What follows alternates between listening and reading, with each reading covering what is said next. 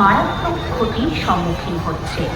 ভয়াবহ বন্যার প্রকোপ বেড়ে যায় প্লাস্টিক বর্জ্যের জন্য।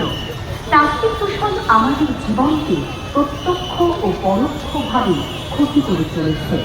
তাই প্লাস্টিকের ব্যবহার আজ থেকে করুন বর্জন, তার বদলে প্রাকৃতিক জিনিস।